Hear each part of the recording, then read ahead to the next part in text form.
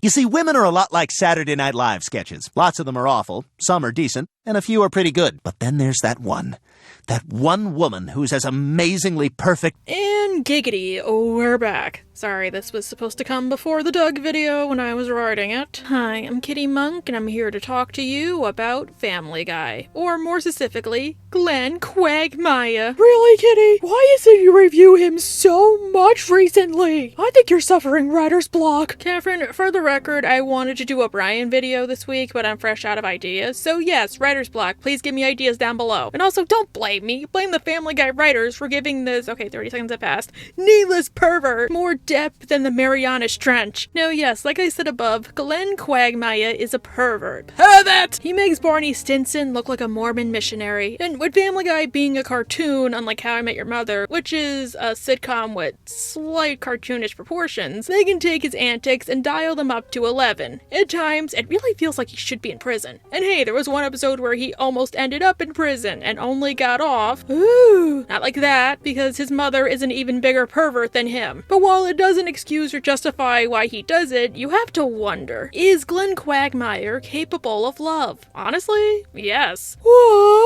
What? So was Barney. Damn, why do we keep going back to him? But yes, Quagmire is capable of love, and he has loved in the past and the present. So let's discuss. As you all know by now, Quagmire is Quahog's resident icky guy, and is known for sleeping with a lot of women. Like Fighting Irish estimates, he's bedded at least 1,000 broads. Walter Frey wants to know where you live, dude. Also, some of his body counts include a few animals on occasion. Like in T. Peter, he slept with a giraffe, married it, and even had a kid with it. You may kiss the bride. I'm glad we waited. Giraffity! Yeah, see, that's not mine. Ew, gross, poor giraffe. But yes, many shows have a ladies' man character, or a character who, regardless of gender, has a high body count. And they spend their nights sleeping around rather than actually sleeping or catching Z's. Frasier had Ross, I already brought up Barney Stinson, there's Boomhauer, South Park arguably had Chef, Apu on The Simpsons. Wait, am I allowed to talk about him? But my point is, every show has one, and Glenn just happens to be on an adult sitcom at the turn of the century, meaning he can do whatever the hell he wants, consequences be damned. Okay, I'm just gonna get this out of the way. While I joke about it, I do think there is a reason why they give Glenn so much depth to the point where he can actually start loving other women. Even if Family Guy is a show full of a-holes, or I guess class holes, at the end of the day, you still need to like these people, or at least find them funny enough to want to succeed, or to at least want to come back and watch the next episode, which usually means giving them depth as characters. Normally, the easiest way to do this is by a character study, by examining why they do what they do, and if they could do something human and why they don't. Like what compels them to sleep around in beds that aren't their own. And while Family Guy does fail with certain characters, especially Lois, Peter, and Brian, they do occasionally succeed, I hate to say. Especially with Stewie or Quagmire, but not always with Glenn, just usually. Like, sometimes I will feel bad for him, but normally I'll be like, okay, and at least you tried. You should be in jail, and the show lampshading it doesn't make it any better. But I do appreciate they at least try, even if it means making him the voice of reason. Really? You're making him the voice of reason? Like, it really should be Joe. One piece of writing advice I always give is that if you have to write for bad or evil characters, and you need to have them be likable after they cross the moral event horizon, as in, they do something so horrific that they can't come back from it as characters, and you can't decide between murdering and raping, always pick murdering. With murder, there's literally hundreds of reasons why it happened that an audience is willing to side with or ignore, like maybe it was an accident or it's for the greater good. There are good reasons to murder, but there's never a good reason to force yourself on somebody. That's a very personal crime, one that arguably affects people more than murder, since unlike murder, you have to live with it, especially if you're the victim. And with that, unlike murder, it's never an accident. In Family Guy terms, we saw it with Meg and Kent, or using Hazbin Hotel as an example, why people will fall head over heels for Alistair and excuse the fact he has husk and change, while giving a 2-paragraph report on why they like Valentino, but as a character, not as a person. But with Glenn, I'll take any victory, no matter how small. The problem is, by the later seasons, because Glenn's on Family Guy, his behavior wasn't just sleeping with random women, but beings who couldn't possibly give consent. And not just animals. Think about like younger people. I mean, I already brought up Meg and Kent where Meg tried to roofie Chris, and she got those roofies from Quagmire, who treated it like she was asking him to borrow a cup of sugar. Seeing anyone special these days? Yay, obviously, right? Right, of course, yeah. Okay, well, listen, good luck with everything, and call me if you get arrested. I will. Thanks. He even admitted to doing it in a fistful of Meg. He's a victim who continues the cycle. And well, funny, you know how I feel about that. It makes him a giant hypocrite. Like, he gets mad at Brian. A lot of his speech feels like honest-to-God projection. Like, he sees himself living next door. No wonder he hates it. Because honestly, Glenn wasn't always a giant perv, like big enough that somebody should be called. Like, Chris Hansen. At first, he was just Peter's random neighbor whose only attribute was he wasn't Joe. Or Cleveland. And he had a giant chin. Love Thy Trophy was the first episode to solidify him as the Glenn Quagmire we knew, as he sleeps with the social worker who took Stewie away. He said he was going to distract that social worker. Glenn, honey, I have a question for you.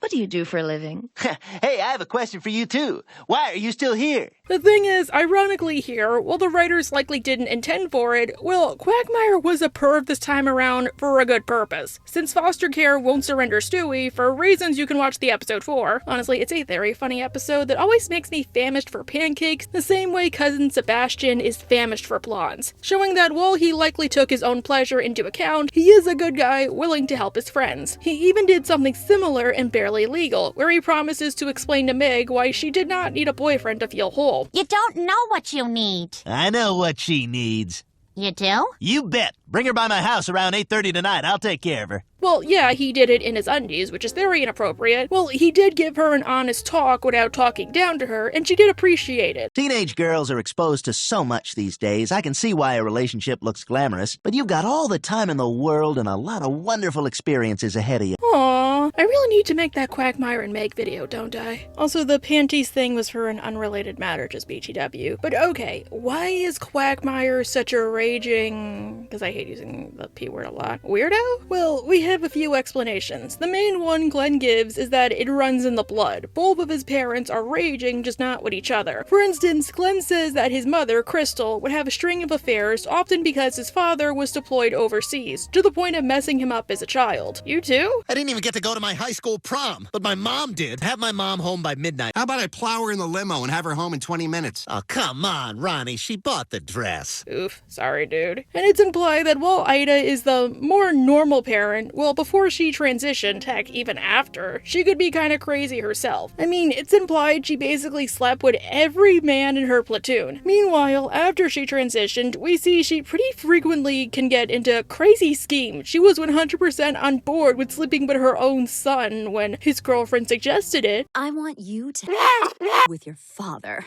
What? Yep, and I'm gonna watch. Hi, Glenn. I mean, almost immediately after her gender affirmation surgery, she slept with Brian, which the episode does make the point she did indeed get bottom surgery, which would be very unsafe and could likely hurt her, which Glenn believes was because of the time she was emotionally vulnerable. But what if that's just her being her usual Quagmire self? Like mother, like son, like spouse. You can't get any lower than Brian though, Ida. Sorry, girl. Then there's the matter of Cheryl Teague, a supermodel who you might be too young to remember if you weren't around during the 70s and or 80s. Look, don't feel too bad. For the record, I learned who she was through Aqua Teen Hunger Force in this show. In Jerome is the New Black, Brian learns that Glenn hates him. For reasons. So to make it up to him and to show he's a good guy, Brian takes Quagmire out to dinner. But because he knows Quagmire won't actually go out with him, because Quagmire isn't Ida, well, he lies and says he's Cheryl Teague in order to get him out of the house, which makes Glenn break down like an old merry-go-round. Hey, that rhymes. I thought this was my chance to finally achieve some real happiness. Ever since she left, I've been chasing girls to fill the hole she made when she walked out.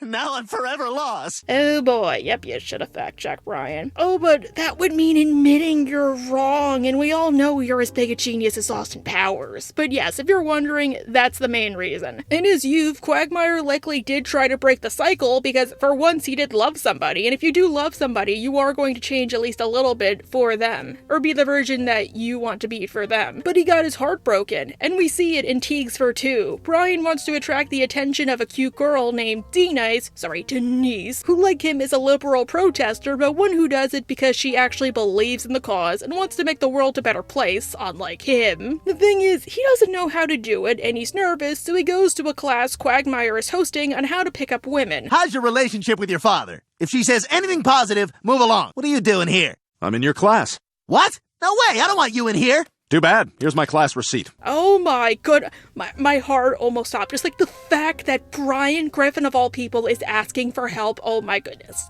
Oh my goodness gracious. The thing is, Quagmire's class isn't about finding your true love, it's about picking up women and then discarding them once you get what you need. Really, Brian? Okay, explain your thought process to me. You wanted to ask love advice from the child-free bachelor? That's like asking for writing advice from you! Quagmire's advice is to basically act like a giant feminine hygiene product because girls apparently find that irresistible. Yep, we do not like being treated like people, obviously. But there's a lot of potential here. Now, how many of you guys think a woman is looking for Prince Charming? Wrong! They're looking for bastards like me! I don't. Quagmire, I gotta tell you one good thing. Thank you for making Brian finally admit and trust to how he really is. I have to admit, Brian, I'm glad you called. I sort of missed hanging out. Call me the Paw. That's what I go by now, the Paw. Okay.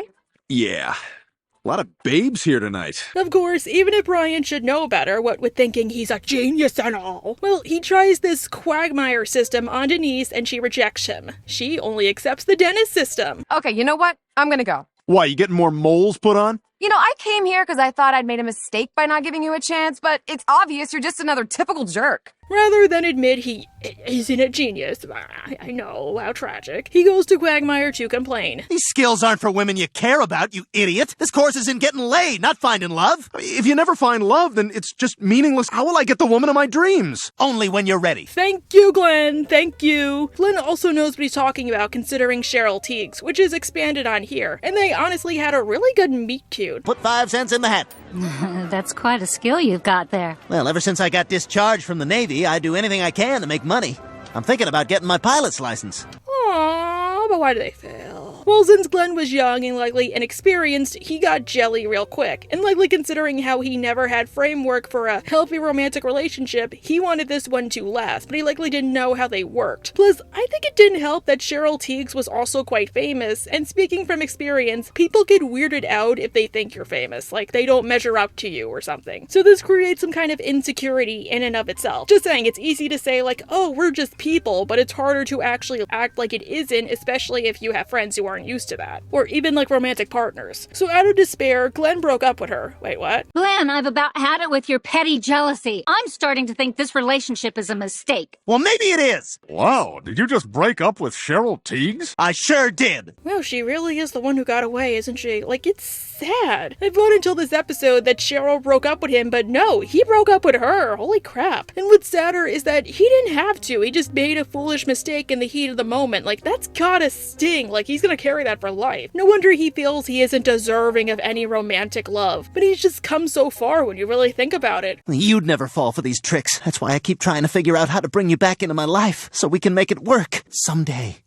we'll make it right. You shouldn't have tried these tricks on Denise, Brian. Oh my god, Glenn is a tragic, like, horribly tragic character. And he's immune to enough STDs that used needles have no effect on him per Halloween on Spooner Street. Like, imagine how far he came. But okay, now comes the part of the video where we have to wonder, is Glenn Quagmire capable of romantic love with another person who is not Cheryl Teague? And I have to say, yes, there have been times where he does. The problem is, it means giving up the lifestyle to which he's grown accustomed. And hey, old habits die hard. Or he can't find a woman, at least on his level. Or if he does, something always goes wrong to change that because it's Family Guy. But what if there was a woman who did? That actually happened in I Take Thee Quagmire. Peter wins a week of free maid service after participating in Wheel of Fortune. Me, Peter.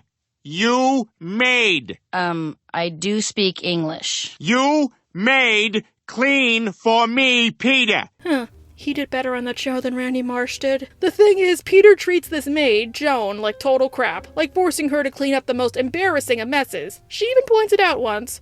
Mr. Griffin, this is unbelievably humiliating. Hey, Lois wants me to go to the store and the car's low on gas.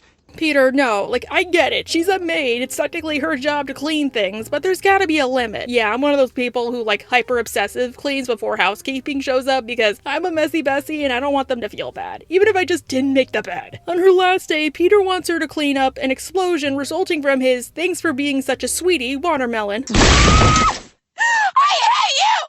I hate you! Oh, maid!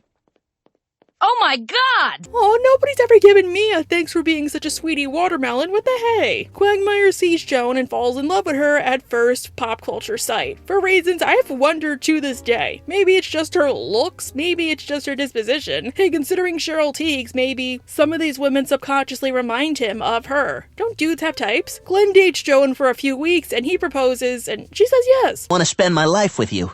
Will you marry me? Of course I will!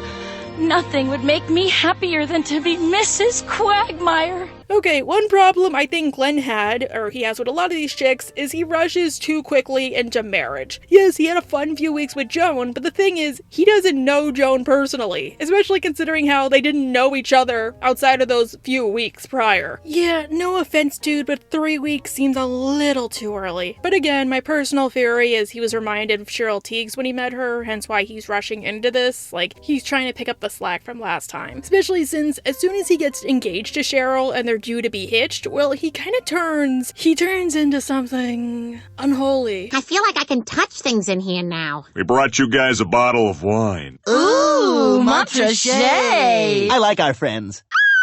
Christ on a stick, dude, you're a suburban uncle! My blood is turning to sugar whenever I see you, dude. But honestly, what if this is what Quagmire was always like? We know he acts like he's from the 50s or 60s, maybe this is his idea of being normal or romanticizing it. Or hey, maybe he romanticizes what he had with Cheryl Teague, or what he wishes that he had. He kind of acts this way later when he becomes a cat daddy, especially in regards to Principessa or James. You hate CBS. Ooh, hate is a word we don't use in this house. Joan and I always say, if you don't have anything nice to say about someone, don't say anything at all. The thing is, well, Quagmire might have always wanted this life, but you're not the same person you were 20 years ago. Quagmire has changed to such a point to where this poisonous lifestyle is a part of him now as much as he hates to admit it. Because deep down, maybe a part of him actually does like banging random chicks and getting pleasure out of it. When the guys try to change him back, all of their attempts fail, which I think I know why. What they're trying to show him is stuff that, well, fun, you could honestly still do even if you're married. Just saying, it's not exactly cheating to look at magazines or to go to strip clubs if you are in a romantic relationship. Should you be going to strip clubs? No, but hey, all relationships require boundaries and communication, and some people think it's cheating while others don't. Same goes for the Statue of Liberty's foot. Do you have any idea what I went through to get this? Oh, here comes Peter with the Statue of Liberty's foot. Oh, isn't that a gas?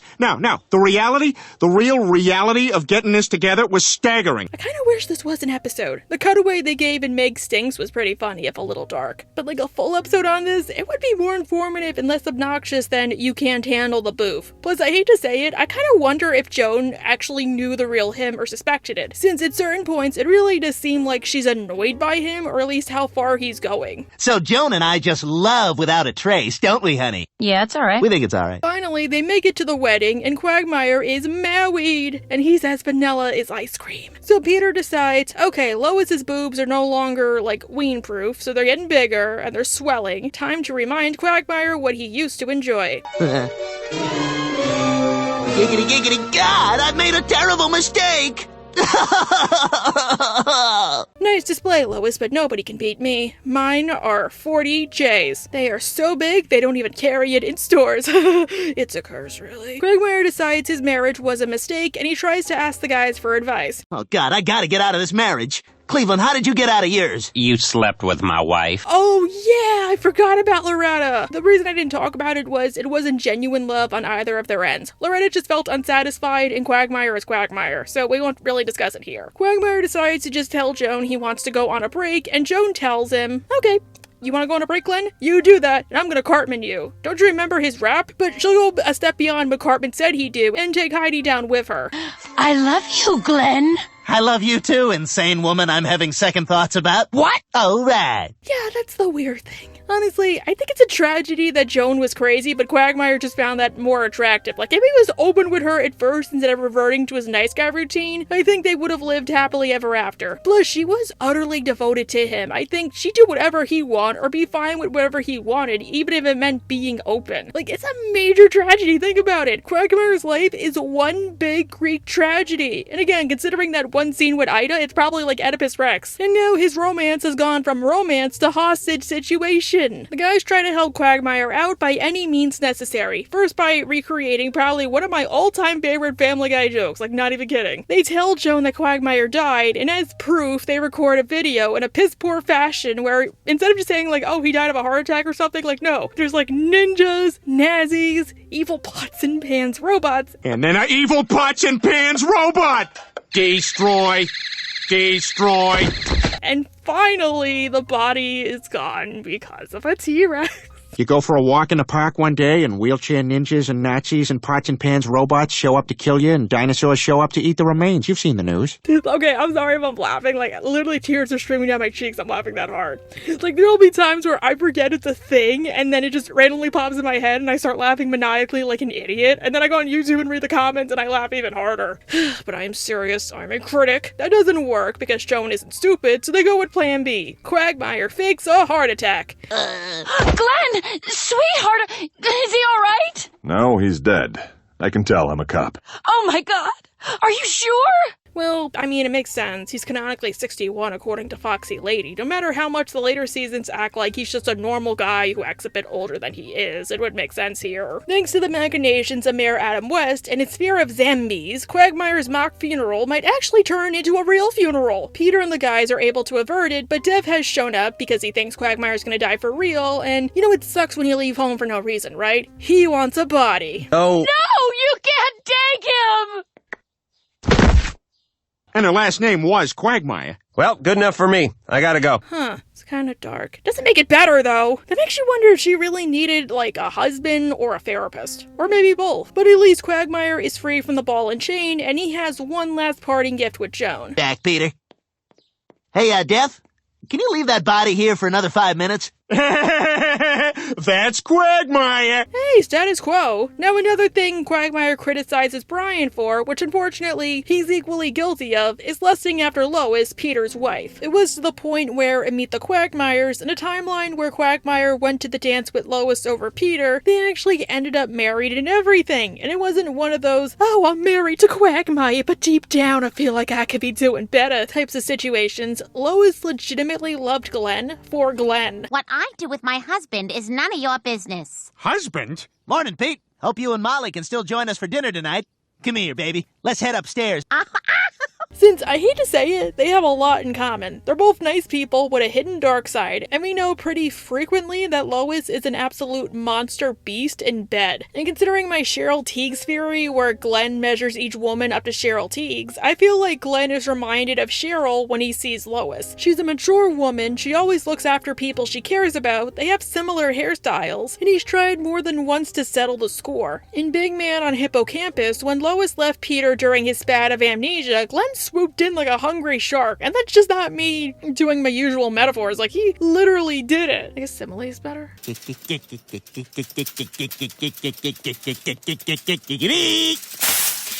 Lois, oh my gosh, hi! Oh, hi, Quagmire. No joke, I'd probably do that if I saw my friends at the grocery store. With little prospect and to show how far the mighty have fallen, she agrees to go on a date with Quagmire. Right around the same time Peter has regained his memory thanks to Ernie the giant chicken. They have dinner and adjourn to Quagmire's bedroom. OMG, Quagmire is gonna get all he wants and more, ain't he? But Lois says, It's nice to know I'm in the arms of a trusted friend. You trust me? Wait, what was that? What, is something wrong? Oh no! A woman who loves Glenn for Glenn, and she's a woman Glenn has known for decades and decades. Yeah, he's got no clue how to handle those feelings, and neither does his little Glenn. Uh-oh. What, is something wrong? I don't know. I'll be right back. Why does this remind me of Tantalus from Greek mythology? Like, it's there, but just out of reach every single time. And yes, this isn't just general lust. Like, he legitimately loves Lois. Like, even here, even if Quagmire sealed the deal, I doubt he would have just, like, discarded Lois the same way he did with everybody else. You ever seen that SpongeBob meme where it's like, I don't know, I didn't think I'd get this far. It kind of makes me wonder, like, what would Quagmire have done after he betted Lois and everything? Pocketdial delves into this a bit. Quagmire and Ida go out to dinner with Peter and Lois, and Quagmire is getting on well with Lois. That suggested a whole crazy story. Oh, Oh, God, that's hilarious, Lois. I could listen to you talk all night. Whoa, easy, Glenn. Easy, dude. Even Ida notices. Do you have feelings for her? You like to play the field, but deep down, you really wish you had a woman like Lois, don't you? Glenn, do you have something you want to say, like in more explicit detail? Lois, she's perfect. I've loved her for years. She's warm and kind and beautiful. I've never been so in love with anyone. Glenn, I get what you're saying, but Ida has a point. It's okay to have these feelings, but considering how she literally is your best friend's wife, you could never admit to those feelings or act on them. Plus, I hate to say it, you're like Brian. I know, it's horrible to say, but Brian was in love with Lois too, to the point of having incontinent episodes until his shrink showed him that he was having accidents because he just didn't realize he had feelings for her. Plus, like Quagmire, he thought she was perfect since they complemented each other on an intellectual level. I'm sorry, Glenn, but you're like the dude you hate outside of having bodily functions. Like, I'm sorry, it's my job to say it. When Peter gets home, he finds out that Quagmire accidentally pocket dialed him somehow, and he hears what he told Ida. So he goes to tell Brian, because really, who the hell is he supposed to tell? Like, you can't tell Joe or Cleveland. Which I kinda get. Brian has had issues in the past with dating Lois, which is where episodes like Play It Again Brian came into play. So Brian kinda knows what he's talking about here. Brian says to just let it go, but Peter won't, because he's known Glenn for years, so hey. I don't know, I think you're making too big a deal out of this. The guy's been sitting next to me all these years acting like he's my friend when all he really wants is to be with my wife. No, I'm telling you, he's gonna try to take Lois away from me. Alright, I guess I can give my opinion on this. I do like to find a middle ground constantly. I guess, at the same time, I understand both sides, and I don't know whose I'd really be on. With Brian's, yes, it's bad to have feelings for someone else, but unfortunately, I hate to say it, you can't really control your feelings. What you can control is your actions. Even Star Versus made that point in Just Friends. Star liked both Marco and Jackie Lynn, but unfortunately, she did love Marco a bit more, and it was very hard to hide that. Plus, maybe Quagmire valued his friendship with Peter a bit more, and likely also Lois enough to let bygones be bygones and just forget, like, oh yeah, I do love Lois, who cares? But at the same time, I do think Peter makes a good case here. He can't really trust Quagmire, even if Quagmire is his friend. Quagmire has repeatedly said that he wants to bang Lois, but love and just casual boinking are two totally different things. Romance is a lot more personal. Because you weren't meant to hear it. If you act on this, all you'll do is wreck your friendship and cause heartache for everyone involved. Plus, whenever Peter is incapacitated, it's not Brian making a move, it's definitely Quagmire. So I feel to some degree, he has reason to worry that Quagmire will eventually try something, unlike Brian, since actions do speak louder than words, and hey. And not to mention, Quagmire will sleep with anybody. Remember Loretta? He wrecked a marriage because he just wanted to get it on. He slept with her knowing she was married, and knowing she was married to probably one of his best friends, and he only cared if Cleveland found out because that would mean getting caught and facing consequences. Especially when Cleveland stopped repressing his feelings and finally ate his spinach. Peter isn't like Cleveland, like he won't just let the past burn. He'll freely kick your ass. But if it's bothering him that much, well, maybe he should just go to Quagmire and lay down the law. Like, listen, Quagmire, I know you have these feelings, but you have to remember Lois is my wife, and if I think you're going to try to do something to ruin my marriage, I'm afraid I can't talk to you again. So can I please trust you as my friend? Just so Quagmire knows his place. Like, he did something similar in Play It Again Brian, and he and Brian are friends to this day. But Peter tries to ignore it, even if I do think it was fine he talked about it with somebody. Even if Brian would 100% be the type to tell someone else or not keep a secret, he's a gossipy girl. Come on, it's Glenn. He has dirt on him now. Oh, hate me because I'm not a dog, Quagmire? Well, maybe I'll just tell Lois you have romantic fantasies of her, instead of just normal fantasies. But Peter is unable to handle it, and he ends up telling Quagmire off, which, again, is totally fair in a way. Yes, the conversation was meant to be private, but he knows Quagmire and he knows himself, and now he can't ever see Quagmire the same way ever again. It's gonna be nothing but weird from here on. Peter, that was a private conversation. That doesn't change the fact that you want to steal my wife. Hey, get your hands off me. But I do like how they point out that ultimately, they are forgetting about the one person in all of this. Not Glenn, not Peter, but Lois herself, aka the woman Glenn is attracted to. She's a person, not an object. I feel like her opinion matters the most out of everyone in this conflict. Would she be comfortable with Quagmire still being in her life knowing that? Like, Peter has his emotions, what about her? And it turns out, she's perfectly fine with what's happened. She loves Peter, her marriage is rock steady enough that she never has to worry, during this one episode. She knows she can never, like, pick up Glenn. Peter, nobody's taking me anywhere. I love you. I love you too, Lois. Oh, call me the next time Peter has amnesia. Plus, I hate to say it, but Peter is a tad hypocritical himself, all things considered. You ever heard any of the other wives saying they're attracted to me? No, not that I recall, no. Yeah, the Spooner Street guys don't really wow me either, Peter, no offense. Hate to break it to you, I don't know. Lois decides to go to Glenn herself and reassure him that they're fine, but Glenn can't live with what's happened and decides to simply move away, as it's the only way he can avoid what's happened with Lois. Everyone knows I'm in love with my best friend's wife. It's pathetic and humiliating. Glenn. I can't trust myself around you. It's probably best if I just never see you again. Oof, sorry dude. The guys quickly find out that without Quagmire, they're pretty boring folk, since they're all married. Ugh, gross. Marriage. So Lois takes Peter and the guys to Quagmire's new residence. How did she know where he lived now? I thought Glenn wanted to, go away. Why would he, tell her? And it shows them that, honestly, deep down, we're all kind of screwed up. The difference is, like I said above, most people just don't act on their feelings. Most people. That totally doesn't describe me at all. I totally am not, totally. And that's okay. For instance, every time I'm on the subway, I want to push a stranger onto the tracks, and that's fine. I don't do it.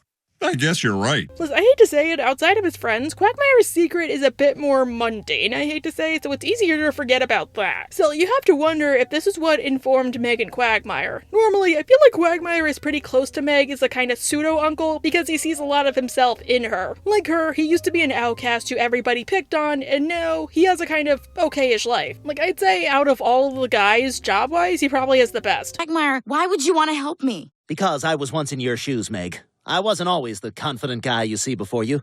You see, I too was terrorized by a bully. Or maybe he's like Littlefinger, where he couldn't get what he wanted, so now he's trying to get the next best thing, or at least trying to. Which is gross. No, I don't condone it, but I'm just saying this is why it happens. Since Meg turns 18, and Quagmire turns on the charm and becomes a creep. Dude, ew! She's known you since she was literally a baby. No, don't make me break out the spray bottle. It's full of piss. Thankfully, we have Valentine's Day in Quahog to make up for it, and to give Glenn a taste of his own medicine. One of Quagmire's one-night stands wants to stay a bit later, but this being Glenn, he makes her leave, and rudely so. So she tells him, "Here, let me help you to the door." You're a jerk, Glenn Quagmire! One of these days, you're gonna get what you deserve! And yep, he shall. Quagmire ends up being turned into a woman as a result of a tampon warmer gone wrong. Wait, what? Girls don't do this. Or at least I don't know any who do. What the hell? That's weird. Why do I look like a chick in that mirror? Just so you know, he doesn't become like a woman. He's basically still a man, but everybody sees him as a woman named Glenda, and he has an ID to match. Why am I reminded of Chucky's kids? And Quagmire realizes firsthand just how hard it is to be a woman, because speaking as an AFAB, it's really hard. Joe refuses to believe him. Well, how would you like to spend 4 hours desperately trying to give me a muscular soldier? What the hell, you weirdo?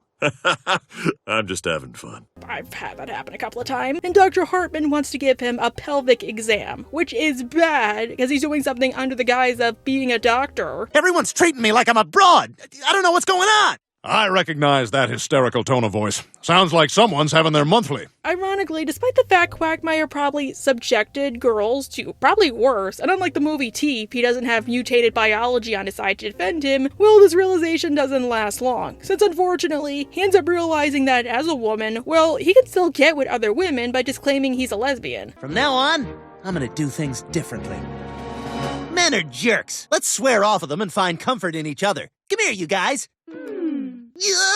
Well, I mean, at least you're happy, you creep. But what if he did get a wife? One that wasn't Joan? Well, he'd be stuck with her and he would hate it. Presenting Charmise. Quagmire and the guys end up getting blackout drunk and heading to Boston, because Rhode Island is super small, so Boston is like an hour drive for them, unlike the 5-hour drive it is for me. Quagmire wakes up back in Quahog and discovers, holy crap, he's hitched like a horse to a lady of the night. Dream come true for him, right? Nah, fam. Because Charmise isn't a woman of his dreams, she's... You know what, let's just roll the clip. Man, what happened last night? I can tell you what happened. What the... Who the hell are you? Who the hell do you think I am, sweetie?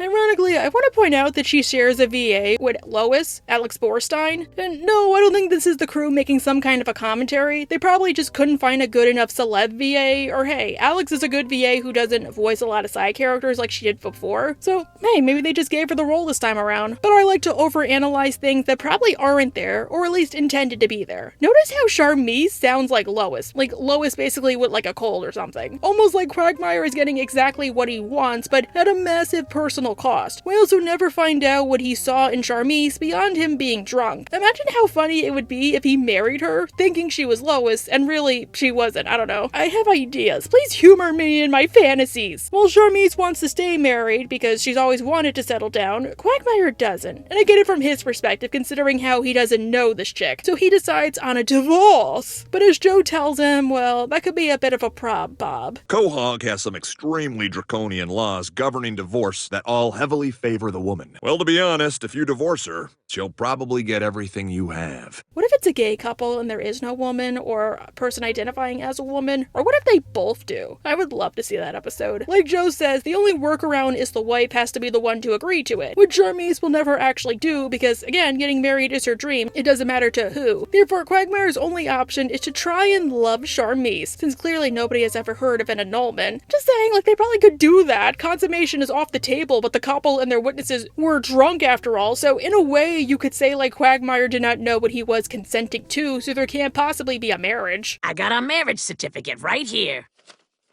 It's legit. And it looks like I signed one of the witness lines and Peter partially signed the other. Like, we couldn't get one line about that, or like, oh yeah, Quahog doesn't recognize annulments, we're not Catholic or something. But I guess, like I said, that doesn't exist in the land of TV. Quagmire tries to adjust to a life with Charmise, but she isn't the best partner for him. Because Quagmire, while he might frequent with women like her, well, it's a lot different than living with one and devoting your life to being with one of them. Plus, while Charmise likely wants to change him, she herself isn't willing to change, I hate to say. And any nice thing Quagmire does for her, she doesn't appreciate it, I hate to say, or it's too gross even for him. Like when he gives her his credit card to go on a shopping spree, she just pawns the clothes she bought for drug money. And she's even like, oh, that was so sweet, like... You know, Charmise, I don't really think I'm in the mood. What? You're never in the mood. We've been married 2 weeks and we haven't done it since that first night. Also, Quagmire can't possibly perform with Charmise, and she thinks it's because he's gay, which Quagmire rolls with because that means she's sure to divorce him. You some kind of mo? Oh God, please tell me I'm not married to some Nancy boy. I can't be doing that with no gay. Plus, I hate to say it, another way they aren't compatible, their views on queer people. Quagmire is very respectful, Charmise is throwing slurs around and calling him names. But soon enough, Charmise thinks he's faking, and needing an alibi, he says he's with Peter, which unfortunately means that Charmise demands proof. Why do you need proof, dude? Quagmire, what's going on with you? You don't seem very present tonight. Why are you so tense? I'm tense because I have to bang you in 20 minutes! Well, if it's so much of a chore! What I imagine happening between Blitz and Solus during the full moon? Obviously, Glenn and Peter can't go through with it, and Charmise realizes, yeah, maybe it was bad to trap a random stranger into marriage. I mean, come on, she's not Blaberta Puppington after all, so she consents to a divorce with Quagmire. But on the bright side, they at least leave on very good terms. Good luck to you, sweetie. And good luck to you, Charmise. Thanks. You're very special to me. I'm sorry my urine melted a hole through your toilet. Aww. Aww. Wait, how old is she? Just saying. Because they kind of imply she's at least in her 50s or 60s. Like, were her and Glenn the same age? Imagine that irony. Thankfully, or unthankfully, however you want to put it. Honestly, unthankfully. We have Quagmire's Quagmire to help make up for it, where he seems to find the perfect partner. But with the hitch that she's actually a super abusive, toxic version of him on steroids. Hey, at least they redeemed themselves after screams of silence, kinda. Quagmire buys a MacBook and ends up with a ton of malware. So he goes to the Genius Bar and meets Apple genius Sonia, with a J according to the wiki, not an I. I've been spelling it wrong this whole time. Wow, so you're into that kind of stuff too? Uh-huh. Would you have dinner with me? Absolutely. Glenn and Sonia find out they have a lot in common, what with their particular tastes, and they go out to dinner. The next morning, Glenn wakes up handcuffed on a bed and the realization that he was roofied, aka drugged against his will, which he's 100% cool with, BTW. Though you seemed like a sure thing, I really wanted to make sure. Are you mad? No, I'm in love. Red flag, but at least you're cool with it. Seriously though, Glenn, did you not see the crazy hot scale from How I Met Your Mother? It might help you here. What I like the episode points out is that abusive partners don't just start off as abusive. Yes, there are red flags, but hey, when you're wearing rose-colored glasses, all the red flags just look like flags. Rather, intentionally or unintentionally, they start off pretty nice, and then they gradually show their true colors. For instance, Sonia does a lot of fun stuff with Glenn that should raise a couple of eyebrows, but for a dude like him, it's par for the course. Until finally, she escalates it to the point of trying to cross a boundary by getting him to sleep with Ida while she watches, and when he protests, she sweet-talks him into doing it. Glenn, remember, the thing we love most about each other is that we push each other way beyond our normal boundaries. Did you enjoy your stay at the Marriott? No, I did not. Ironic, all the weird stuff with Ida happens at a Marriott. Finally, likely thinking she's gotten Glenn under her finger, Sonia starts to escalate even further. She makes him perform so much that it wears even him out, and he's terrified that if he says no or talks bad about her, she'll do something bad. Yeah, it seems like lately that girlfriend of yours is taking things a little too far. No, she's not. Everything's great with us. Again, that's why I find this screams of silence done right. It doesn't make light of a serious topic, it fits in with the style of Family Guy, and it makes the point that even for somebody like Glenn, nobody deserves to be in an abusive or toxic relationship. Eventually, Sonia finds him at the clam, the implication being that she's stalking him, and when Glenn himself tries to raise a boundary, well, she just humiliates him and kidnaps him in a very graphic manner. Hurting me, and I really need to clean out my trunk! Oh, I'm gonna clean out your trunk. Giggity. That's my word. That's my word! The guys, plus Ida, manage to track down Glenn, who is being held hostage and used as Sonia's new toy, but Joe defeats her, and all is normal, yay! We're not doing the end. Now, I was going to end the video right here and right now, but one of my rules for Family Guy videos, I try to include at least one episode from the newer seasons, just to show how well-rounded the topic is. And it turns out, we have 2 episodes rather than 1. Oh god, no, not the thing Quagmire likes to 1. We got Must Love Dogs and the L Word. Let's start with Must Love Dogs. Quagmire is handing out Halloween candy and he runs into a woman named Carrie, and they hit it off. I finally found someone I could just say names from Succession with. Kendall? Kendall! And Shiv? Love Shiv. And what about Roman? Yes! Aw, you're so cute. He and Gary eventually go on a date and they bond over their favorite shows, but there's a wrinkle. She likes dogs. I'm so happy you're a dog person. I don't think I could be with someone who doesn't love dogs as much as I do. Yeah, it's great we like the same things as soon as you say what you like. Oh my god, she's Jupiter ascending. And she makes the point she can't be with somebody who doesn't like dogs. Sorry, Quagmire. Also, I just noticed this sounds like a reverse of The Blind Side. Remember that episode where Brian dated a blind woman and she hated dogs? So we had to pretend he wasn't a dog?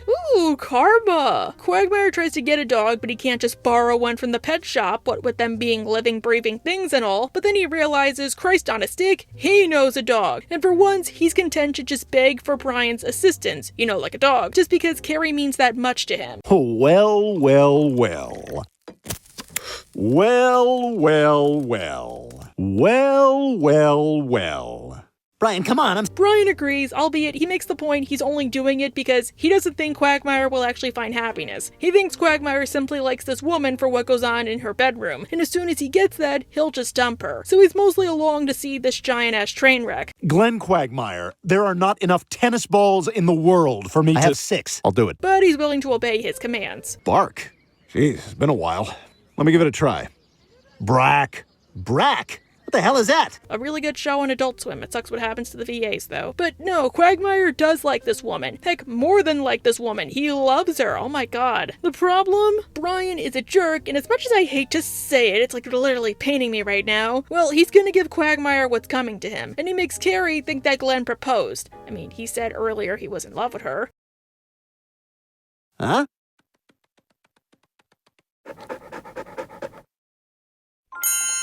Oh, but Brian, there's a huge flaw with your plan. There's a chance Carrie could have said no. You got lucky you did this near the end of the act break. Carrie moves in with Quagmire and reveals she doesn't just have the one dog who'd likely be pretty manageable. She's got a fudge ton, all of which are high-maintenance rescue dogs that require a ton of care. Can you give me a hand moving my furniture all around the room until I find a place I like for it? Kind of in the middle of something, babe. Ah, the 7-hour itch. Shut up, Brian. Aw, but you love her, don't you, Glenn? Aw, this is gonna be a disaster. Disastrous on it. And disastrous it is! Glenn doesn't know how to take care of a dog, even one, not like a fudge ton, and he can't just tell Carrie. Also, don't use the word walk. W-OK! She said walk! She said walk! She said walk! Actually, you know what? I like to see how far you guys go in my videos, like watching-wise. So if you got this far, comment down below, walk. But Quagmire is content to stick it out because he loves this woman that much. At least until at a party, the dogs attack him and get loose, and rather than helping, Carrie just stands there all blank, and she's like, Isn't he adorable? Oh, he loves those dogs. yeah, don't help him or anything. Quagmire finally does make the point that he hates dogs, and Carrie, of course, dumps him. I can't believe this. So, you don't like dogs, that's fine. But you didn't have to lie and put me through all of this. Well, to be fair, Carrie, you did say, I don't think I could be with someone who doesn't love dogs as much as I do. So even if I don't approve of Quagmire lying, I understand why he did it. But okay, time for a pretty recent episode. Like, this came like 2 months ago. The L word. L as in like L driver. Quagmire has been leaving the clam earlier than usual, and the guys eventually realize it's because he's got a gal pal. Come on, Quagmire, tell us who the girl is. You're the only one of us who can date. We live bi-curiously through you. Sorry, guys, but this one's top secret. Oh my god, a reoccurring lay? Quagmire? Giggity. They eventually track Quagmire down and discover he's dating Elle, the library lady. Elle, the library lady? And as it turns out, they are dating in a way that's more than just occasionally meeting up for fooling around purposes. And I kinda get why. Elle is the funny lady that a lot of people underestimate. Plus, going back to Cheryl Teague's for the final time, well, she really gave me that vibe. I wouldn't be surprised if Glenn's type is either women with her similar hair, or they have cultured tastes. Plus, that's not all. Elle is a library lady, so she has read up on how to please a man. A lot. Well, I only even go to the library for the puppet show because I like King Puppet. You mean this puppet? Quagmire, I love her. You hit it out of the park. Ooh, she's like Cheryl Teague's and she's bedroom literate? Holy crap, she's probably Glenn's dream girl. And just to show you how much he cares about her as a person, I like the fact that when they're caught, instead of insisting like he doesn't know her or something, he covers her with a blanket. Twice. Hey, what the hell are you doing? And she's got BB-8 underwear. Lois said they don't make those. Guys, I'd appreciate it if you'd leave now. Aw, as you can guess, they don't work out. Elle ends up leaving Quagmire for one of his co-workers because he can't satisfy her. I'm sorry to have to tell you like this, but I don't think you and I are working out. I know.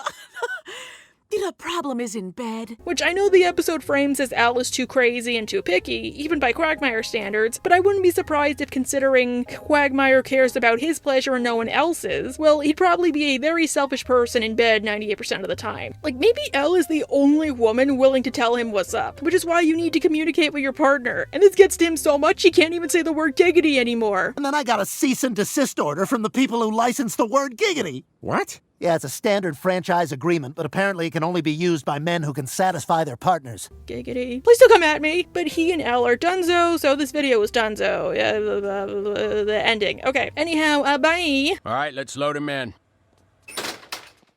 What happened? Poor guy slept with someone out of his league. I gotta say, his elbows look perfect.